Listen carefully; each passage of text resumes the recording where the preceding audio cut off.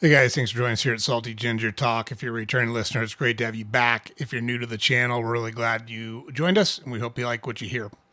Our podcast is targeted at people that want to learn something new or make themselves a little bit better every day. So in today's episode, we're going to give you 5 ways that you can be a role model and a leader to your children if you're a father.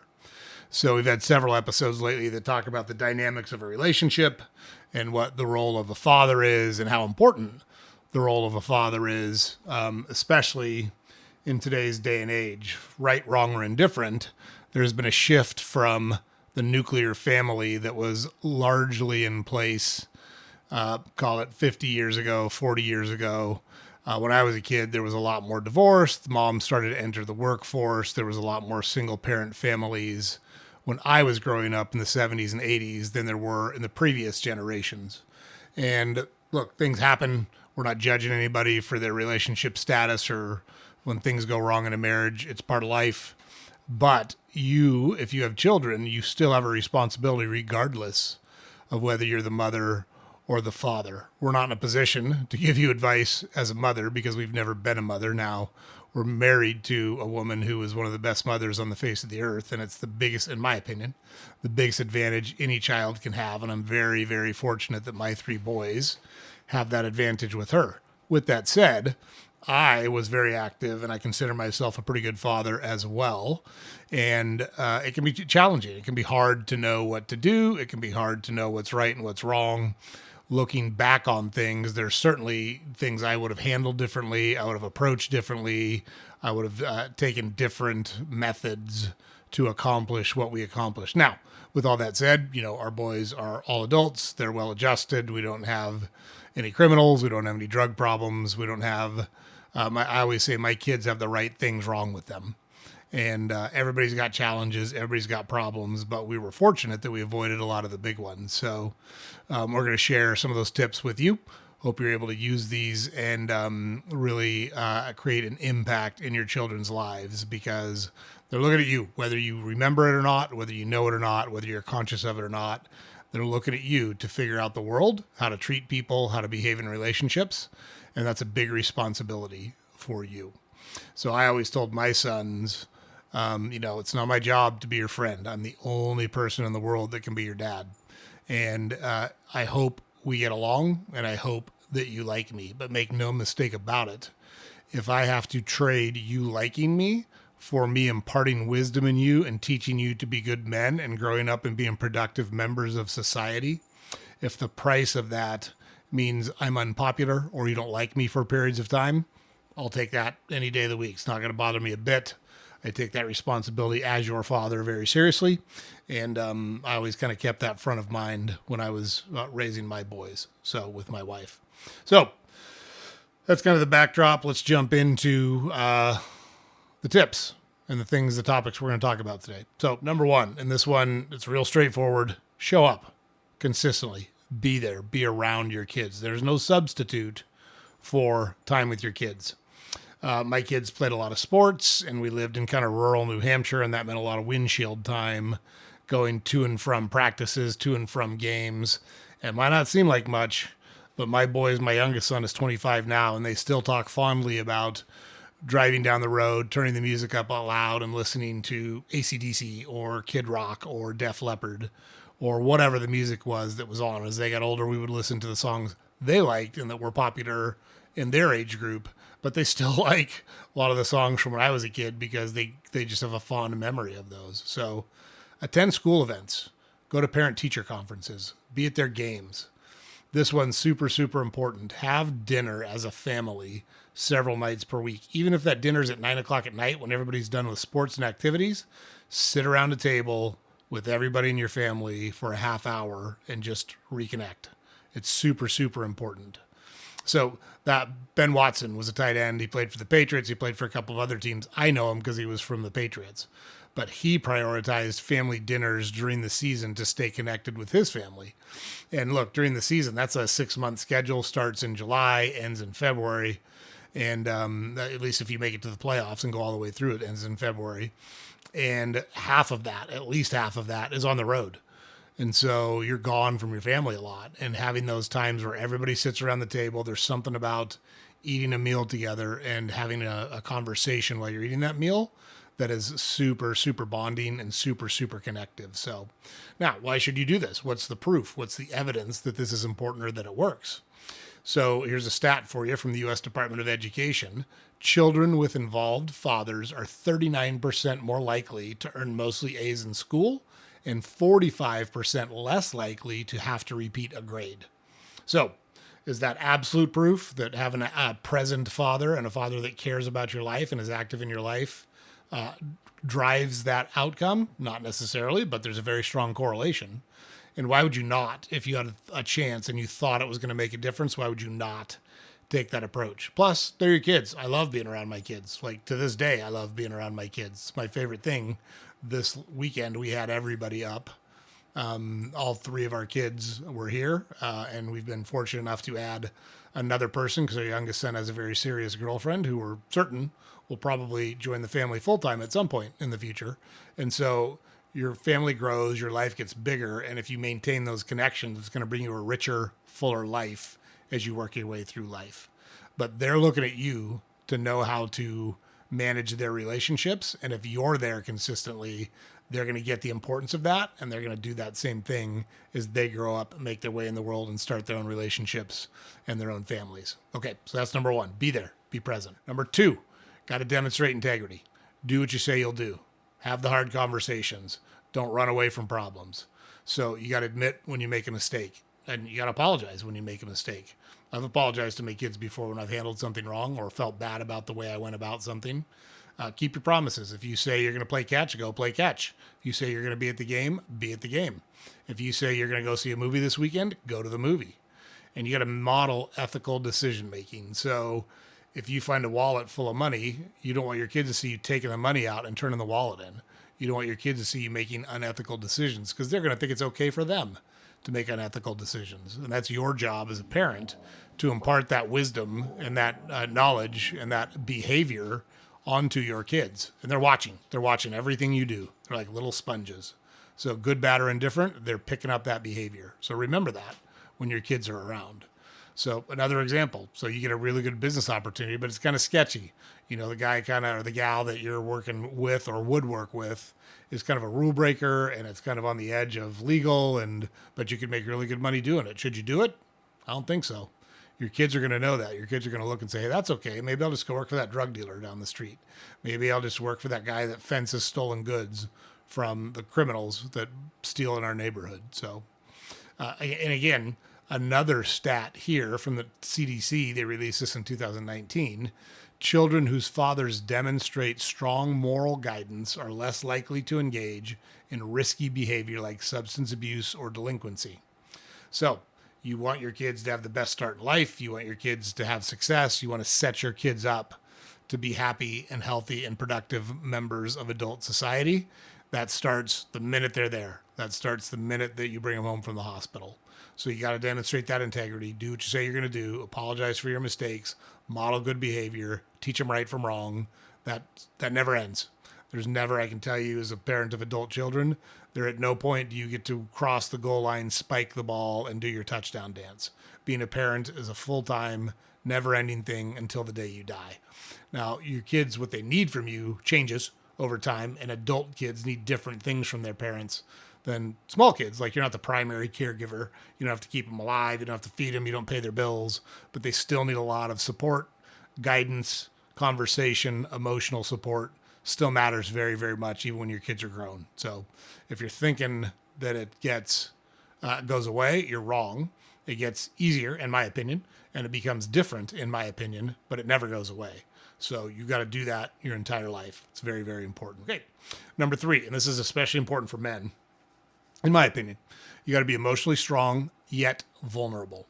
So you got to talk openly about emotions. Look, I'm not a touchy-feely guy. Anybody that knows me knows I'm kind of prickly. I am not super emotional. I am not super soft.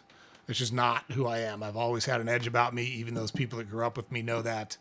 But it's okay to talk about your emotions. It's okay to admit you're worried. It's okay to admit you're sad. It's okay to admit you're concerned. And again, apologize when you're wrong about something. If you blow up and fly off the handle and say something stupid or do something stupid, apologize for it. Sincerely, unequivocally apologize for it. And make sure you teach your kids it's okay to have feelings. It's okay to express those feelings, especially men. Especially men. Now, look, this might sound old fashioned, but I don't think it's super attractive when a guy is whiny and complains all the time. However, there needs to be an outlet. And a lot of times men should speak, in my opinion, should speak to other men about those problems. Just like I think women should speak to other women about their problems, because you're speaking with someone who's likely experiencing something you're experiencing. And men and women have very different existences and very different emotions in general than they have in common. So look, we're all people. We all want our kids to be successful. We all want certain things, but men see the world differently than women in general. And it's good for men to talk to other men about those feelings. So if you're a dad, it's okay to talk about being stressed. It's okay to talk about the challenges that you're facing. It's okay to talk about being worried. There's some strength in showing that, hey, I don't know how we're going to get through this, but I know we will. I don't know what the outcome is going to be, but we're not going to quit until we get to where we want to be. I don't know exactly how this is going to play out, but we're going to stick together and get through it together. There's strength in that and showing that vulnerability, and it's super important. So here's our stat for this one. Kids with emotionally available fathers are 75% more likely to develop healthy emotional regulation skills. And when you look at violent crimes, they're almost always committed by men. Like a huge percentage of violent crimes are committed by men versus women. And many, many, many, many times it's because they're in a moment of high passion, of high emotion, of high energy.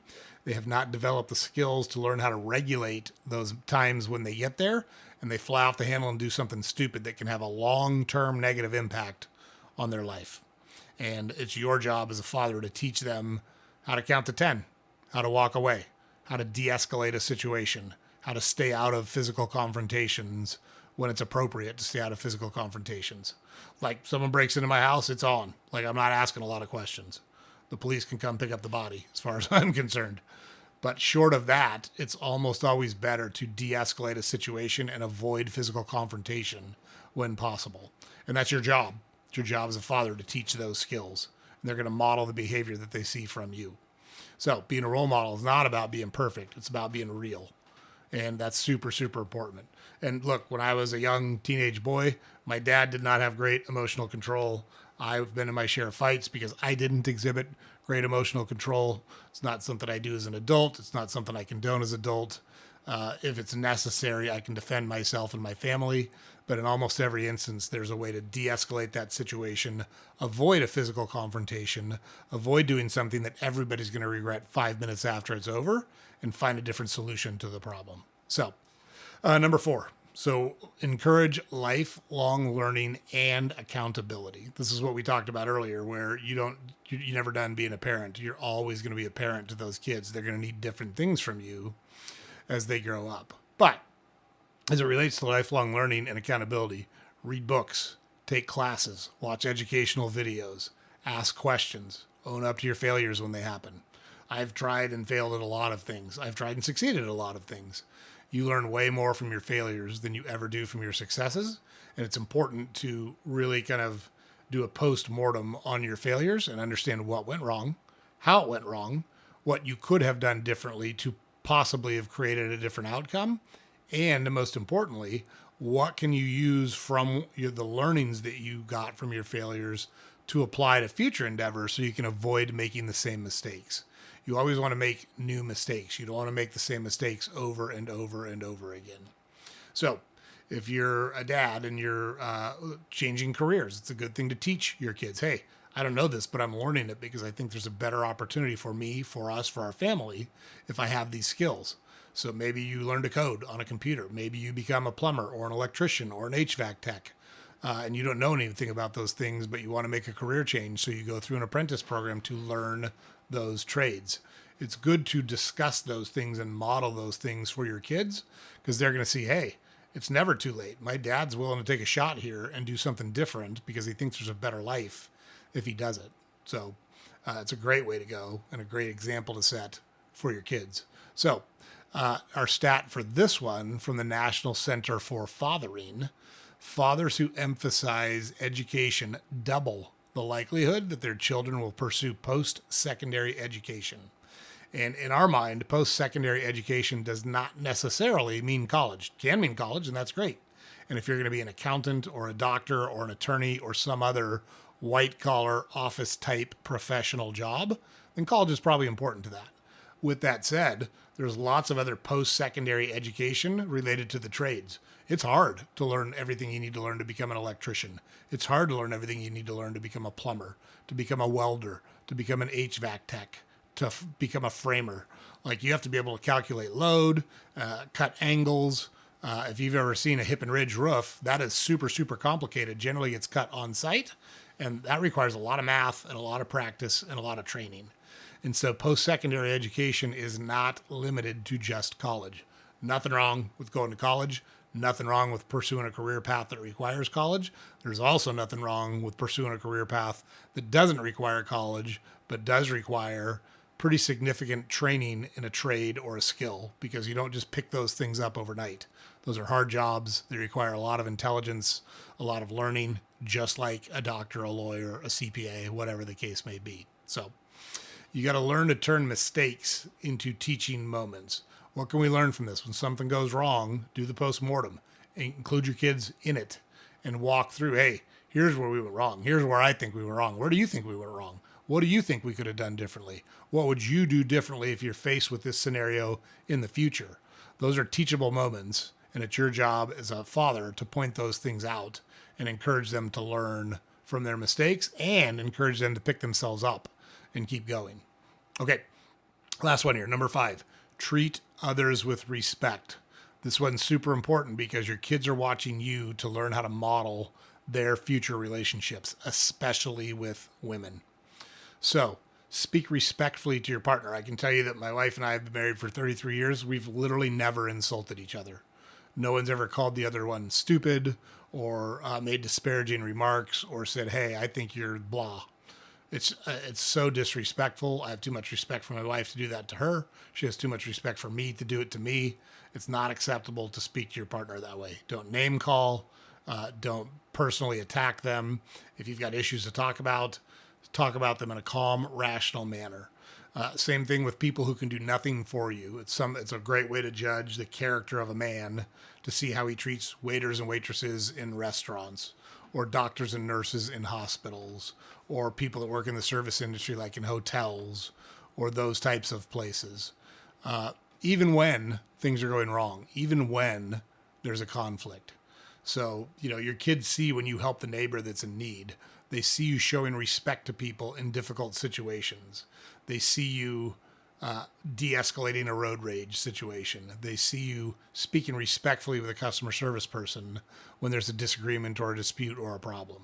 They also see it if you blow up, fly off the handle, engage in ad hominem attacks on a person, Well, that's so-and-so. That's not a good way to approach it. Your kids see that. They think it's okay. They see you doing it. They say, hey, my dad does it. Why can't I do it? That must be what you do when you get in these situations. You lose your temper, you yell and scream like a 3-year-old, and see if you get what you want. That's not the behavior you want them modeling. You want them being calm. You want them being rational. You want them being left-brained. And think about it. They might grow up and be in those situations. Your son or daughter might grow up and be a waiter or a waitress. Your son or daughter might grow up and be in the service industry. And maybe that's a full-time career. Maybe it's just a transitional thing while they're working their way through college. Whatever. Do you want someone to treat your kids that way when something goes wrong? Do you want someone to treat your kids that way if they make a mistake when they're working? Like, it's just unacceptable to treat people that way. There's no reason for it. And your kids are watching you and how you treat other people. So it's very, very important. Here's our stat for this one. Boys who see their fathers treat women with respect are 75% less likely to become abusive partners. So that's pretty impactful. We need to treat women with respect. Women shouldn't be afraid to be around the people that are close to them.